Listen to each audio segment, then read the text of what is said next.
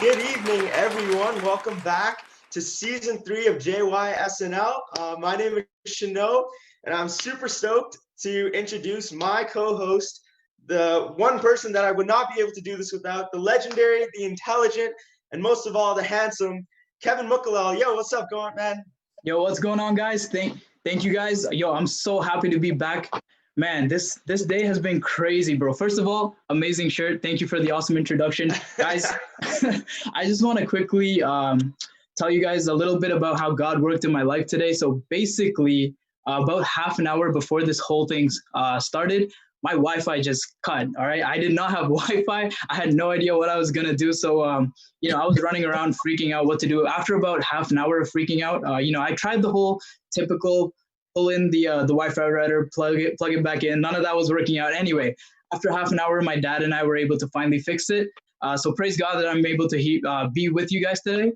And anyway, so today we're gonna try out something a little bit different. We want to make it a little bit more interactive. So we have two Bible trivia questions for you guys. We're just gonna ask you guys two questions, and we're gonna see who is able to get the right answer, the fastest. So Shino, take it away with the first question. All right. So our first question, get your Bibles ready, is where was St. Paul shipwrecked? Oof. Oof. Yo, while we're waiting, Shino, what was your guess for this, bro? This is not gonna be good, man. So when you first asked this question, I don't know why I thought it was Hawaii. But yeah, man, what do you think it is? What do you think it's? Yo, it's definitely got to be anywhere between Hawaii or maybe Antarctica, bro. I don't know, man. I don't know. Does anyone have the answer, guys? Oh my god. All right, so well, I don't think anybody has the answer. Unfortunately, Sicily isn't the right answer. It's actually Malta. Anyway, question number 2, guys, that we have. No, it's not Hawaii, but it was Malta. Question number 2. So this one is kind of interesting because when I asked the JY SNL crew first, nobody actually had the right answer. Everyone was kind of surprised. So I'm hoping this is a new information for you guys too. But how old was Adam when he died? And, guys, just so you know, Shino, what was your first guess again for this? Yeah, when they asked this question yesterday, I said 15. So if you don't know the answer, please, if you don't know the answer, please feel free to guess, because no matter what, your guess cannot be as bad as 15. Oh my gosh. Yeah, so we got Stalin saying very old. Yeah, you're on the right track, actually. Anyone else have any other guesses? Ooh, we got 980 from somebody. Oh, okay, Christina, thank you with the Google says 930. Good job, you guys. Anyway, now that we know that you guys are paying attention, let's move on to housekeeping. So this is just for anybody who's watching this for the first time. We just want to let you know that this is a 30-minute live recorded live stream. And please, we want you guys to make sure that you interact with us. Make sure you smash the subscribe button if you want to see more of our awesome faces. Anyway, if you guys have any questions, please make sure you leave it in the YouTube chat box. And without any further ado, let's introduce our guest today. Yeah, so born and raised in Kerala, a father of 4 who began his JY journey in 1991, and that is way longer than Kevin and I been born, man. That's been a while. He currently lives in Winnipeg, Manitoba, and and he has the greatest mustache that Winnipeg has seen to date. So if we can, please do welcome James Thomas. Thank you, Shino, for that compliment. So James, how are you doing? Great, thank you. And all the viewers out there, all the youth around, I know that you are there, even though I cannot see you. Glad to be with you, growing in the Lord. Great. Praise God. So James, tell us a little bit about what you and your family have been up to during quarantine. Me and my 4 kids and wife, we just moved into our new house in Winnipeg. So it was just before quarantine, we managed to be in. So it was setting up the new home together, growing together each other. It was great.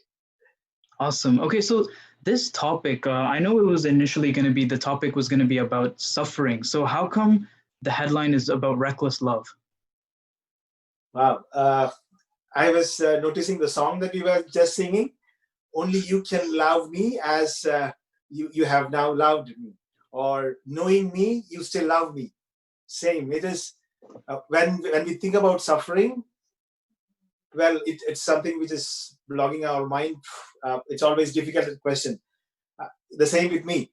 Uh, one of the times where I went away from Lord. Well, maybe I'll tell my short story. In my youthful passion, when I was a young adult, I I fell into my youthful passions. To simply put it, uh, I was born and brought up in a Catholic family. I had my faith, but that was a time when I this same question: why the suffering? Why suffering in me? And why I am like this? When he and she and they're great, and why I am like this?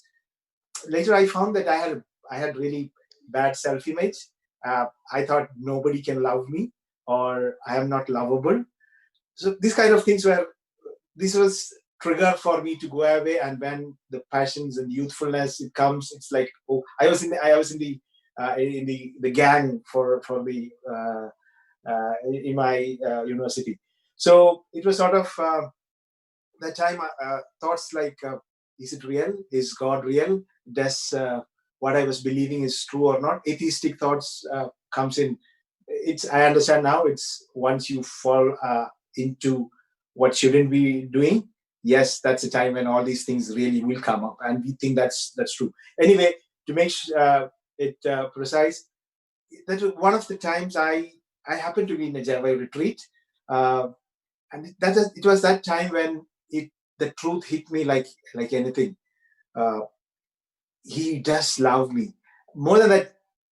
No, he's alive. He's it's true. God, whom I thought was it's not a story, it's a mystery, or it's a made up story by human beings just to find the answer for many things. No, no, no. It's real. It was through uh, counseling, confession. But the thing is that after that, I said, Lord, uh, sorry for going away. I want to be with you. There I find that it was really reckless for a Lord to be behind me till that time when I was going away from him, telling all bad words or bad things about him. Even I have spoken to him very, very worstly, which I was really sorry later. And even when we look at the whole history of human beings, wow, how God has intervened. It should be reckless love. We cannot think about it. So yeah, suffering and reckless love has to go together also. That's why I chose it. Amen. Mhm. Man, well, this is hard times that we're living in, and it's most definitely unusual times. And it's something that everyone's struggling in. So I wanted to know, why is there suffering? For example, this whole COVID-19 pandemic and all. Is it part of the plan? And did God do this on purpose? Wow. Is it God's plan? COVID-19 or the sufferings? No, no, no. That's not true. God is love, as 1 John 4:8 clearly puts it. He's the creator of us. He loves us like a father. Well, not like an earthly father, much, much more than that. His love is pure. God is full of love, and only mercy and love can come from him. And nothing that is harmful for human beings, his creatures, no, it doesn't come from him. Well, I think we will take this question this question is something which is it's a profound question. Why suffering? Uh, we will we will make it into maybe a few subparts. It has umpteen subparts which we will not be able to cover for sure, but a few answers which really help me to stick to him, or help me from something which is pushing me away from the Lord was why this suffering, right? So a few of my experiences and a few of the answers. Okay, so the first question, let's say it's the one which I answered is like, is the world's suffering or my suffering coming from God, or is it his plan? Which I answered, no, it's not from God. From him only good things come. Uh, let's so take a second part of this question, like, why does he allow suffering? Even suffering of the innocent, or uh, God is in control of everything. Then why did he allow this? Well, for this, we will have to use our intellect and reasoning a little bit, our heart, and our faith also. So let's try to take a journey. Let's start from the statement that God is in control of everything. Well, yes and no. God is intimately involved in everything, yes, but Lord is not in control of everything. Yes, He's omnipotent, all-powerful creator of all things. He could be in control of everything, but we understand that, or from the theologians, or from the church studies, or even from our, as I said, our intellect, we can see this. For example, as soon as He created some of the things, He gave up a certain degree of His power over it, or control over it. For example, you're all students, university students. So let's take physics, the laws of thermodynamics, gravitational constant, there is no change. Or maths, circle, square, pi r square is always the area of a circle. So sort of once after He created, he took off his a certain degree of control over it, or power over it. Now going one more step, me and you, we are free, right? What I mean is, you are not controlled by God. We can choose what we want to do, right? He created us with intelligence and will. Then He took off certain control, that power over us. He gave us the free will. He gave us the privilege of freedom. If I want to go against His will, or what the Bible tells me, this is the 10 Commandments, I should not do this. But if I want to do it, He's not there to say no, or He's not there to control me, right? So He has taken off His control over us, and He has given us the privilege of His will and intelligence. Let's take another viewpoint, or from the Bible itself, Genesis, the story of Eden. That time we will have a different, a little bit more understanding of God's will, or is it His will, that His plan, that everything is like this. When I said no, why I said no? God created, we know God created Adam and Eve, and He put them in the Garden of Eden. At that time, what his plan was like, they have to live there in communion with Him forever. And He gave them the full freedom. In fact, you will see that there it says, in the middle of the garden was the tree of life, and then the tree of the knowledge of good and evil. And He said very clearly to them in the beginning itself, you can eat any fruits of all the trees except the knowledge of good and evil. The day you eat it, you will die. It was very clear. And we know what happened later. When the evil came and tempted, they disobeyed God.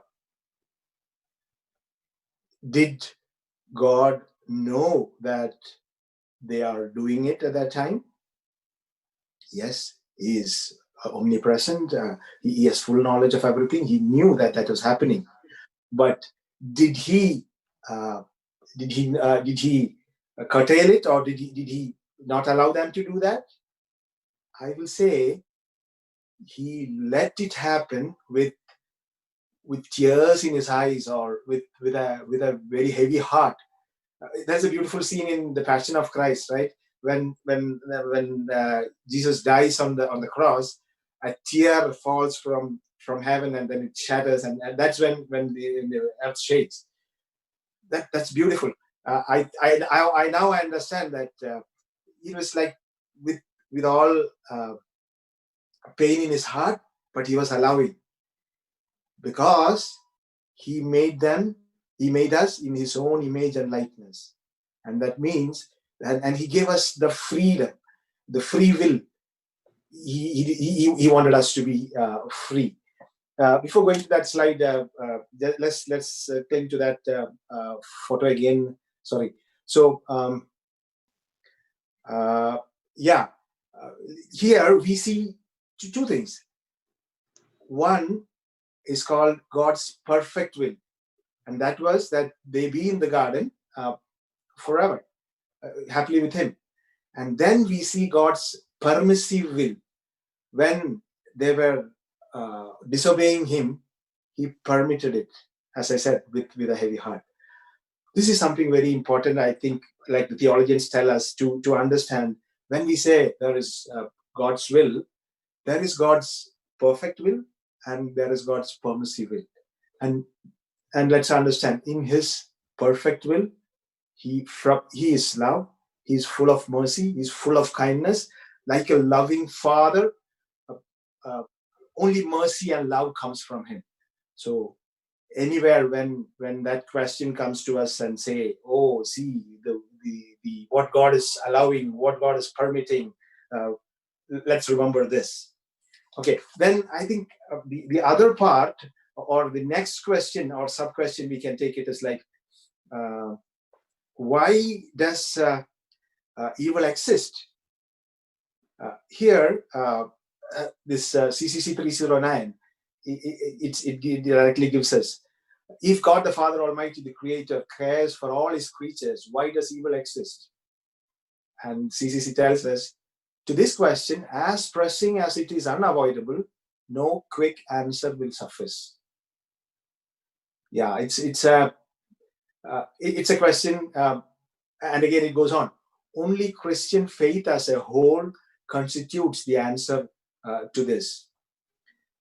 Well, I understand from reading that this answer will only gradually penetrate our hearts and minds through prayer, through study, through help of God's grace, and understanding the different parts of the Christian faith, as we see the goodness of creation, God coming to meet us, and so on and so forth. So yeah, but at the same time, Saint Augustine's quote is worth mentioning here. I think, if God permits evil, it's only because he knows he can bring out of that evil an even greater good. God permits evil, it is only because he knows he can bring out of that greater evil. Amen. I think we'll go ahead with that. Yeah. This is a very deep question, but yeah. Yeah, that was a really deep question. Something I've been thinking about a little bit is about the term redemptive suffering. I was wondering if you could just tell me a little bit more about that. Well, to put it simple, I think we can start from Matthew 16:24. Jesus said, "No, if anyone wants to become my follower, he must deny himself, take up his cross, and follow me." Yeah. It's like we can understand this when he said cross. It's like, I have a will which I think in my passion I want to go ahead with, but the Lord's will says no. This is not your will. So that's the cross that we are to take up. I put a small sharing of mine where I understood this, how this suffering can be more redemptive for us. Well, when we came to Canada from UAE, we were in me and my wife. My kids now, they are teens, but at that time they were small. Just after below 3 years they were, and we came together to live only after our second child was born. She was in India studying. I was in UAE, and at that time I had changed my job, and my new job was going on, but some complications in the visa rule and things came that I had to leave UAE for 6 months permanently. And it was like leaving my job, leaving my wife. She had just started work, and leaving my wife and 2 small kids alone. We just moved to a new city, Alain, where we don't have much friends. There were some shortcuts we could have taken to stay there. But we decided, if the Lord wants, we prayed a lot to remove it. Many people said, or even the officials we went, they said, no, you can be under her visa and you can stay here. But unfortunately, many complications, legally I have to go out. So there are some illegal ways to stay there, but we prayed and we decided, no, we will. To put it short, after 6 months, when I came back, we saw that so many things happened in our lives which we were a few years after marriage, and but our relationship became really, really thick and very strong. We could get over many of our own weaknesses. We became more stronger, and yeah, in faith, we became strong. I can say now, after coming to Winnipeg, after coming to, I had a time where I had 1 year of no job. Everything is going well, but my job is not coming. But that was a time where I could always think about, no, it's not my, but it is His. He arranges things. He is in control. So our faith was growing. So in short, this is, if anyone wants to follow Him, take up your cross and follow. This is called the redemptive suffering.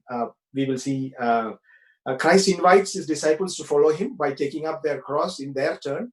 By following him, they acquire a new outlook on illness and suffering. As I said, our outlooks change. So it is redemptive.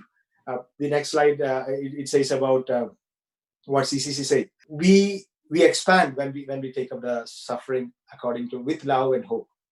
Amen. Mm-hmm. Wow. Okay. We just had one more question to ask. We all have weaknesses that dishearten us and pull us down and further away from God. Why does the suffering continue, and why don't we get fully healed? The very question I had struggled with a lot.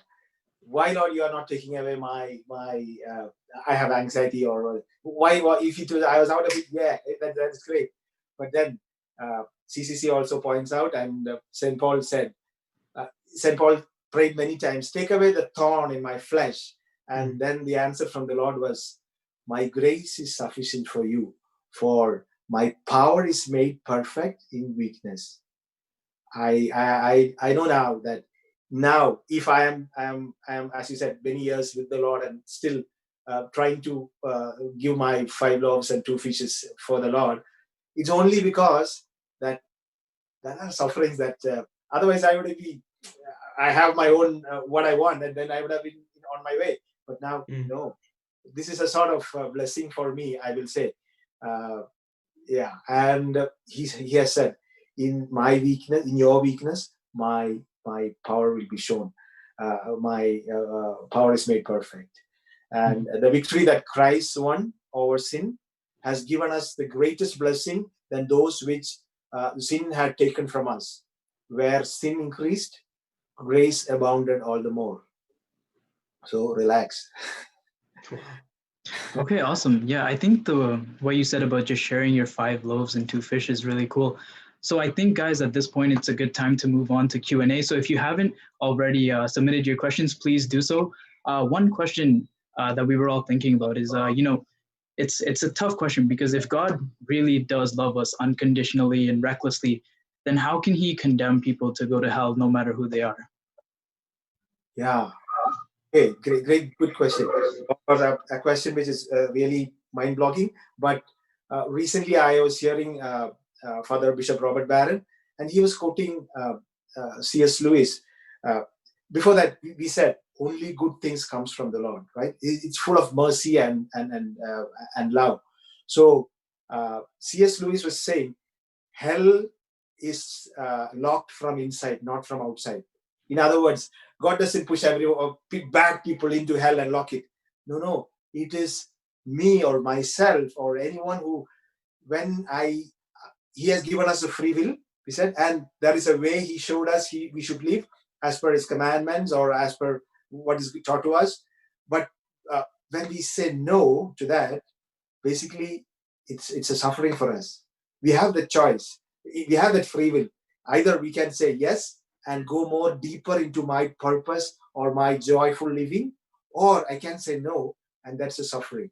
And finally, when it said, the eternal no from a deepest heart, a permanent no from the deepest heart, we will go away from the Lord. When the time comes, we cannot face it. It's not that God is pushing anybody into hell. So to cut it short, that is something which is very relieving to me, that as long as I am striving to be with the Lord, it's like never I will go away, right? I have my weakness, as we said. I fall, I am a sinner. I am a sinner foremost. But still, as long as I'm trying, and when the time comes, oh Lord, help me. That will be my cry, and He will surely help me, and I will not be going into hell. So yeah, that was a good answer. I hope it helps. Yeah, No, for absolutely. sure. We do have one more question, and we only have time for actually one more question. This is from Jake, and they were asking, what or who inspired your faith journey?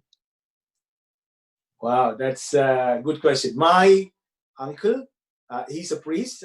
His name is also James. He's James Pulikal he's in Sudan. He is a missionary for many long. He's a Salesian priest. And I remember when I was a child, when he comes only once in a while, once in 2 years. But when he comes, there's a difference in the house. And he used to call us in the early morning to go to the church, and he would say, Jomi, they calls me at home. Jomi, if your friend is coming, will you stay like this? I always, no, I'm not coming. You can go. But if your friend is coming, will you stay like this? In short, it was like, God is a friend of mine. That was a seed which was there. And he was always, he's a great person. Even yesterday, I was calling him and saying, Uncle, please pray for me. I have to go online. I mean, I have my own weaknesses and all those things. He knows I am. So he was a person who showed me that God is somebody who is real, and going with the Lord is joyful. He's a great inspiration even for me now. Okay, praise God. Thank you so much, James, for coming here today to share this amazing talk with us. We're really happy to have you. And for those of you guys that are watching, thank you again for tuning in with us. We just have a couple things before we go. First of all, check out last week's SNL. It's going to be uploaded tomorrow. Also, guys, we have a lot of initiatives like SNL, like online prayer meetings in Ontario and Canada. So if you guys are interested in any of these things, please feel free to email us at any time, snljyontario@gmail.com. Yeah, so speaking of JY Ontario Family Ministry is launching an all-new initiative next Sunday. This is a monthly family webinar. So if anyone is interested, please do email us for more details. Yeah. All right, guys, thank you again for tuning in. We're really pumped to have Father Joe Selvanayagam with us next week, who's going to be talking about Christian integrity. And that's all for tonight, guys. Thank you and have a good night.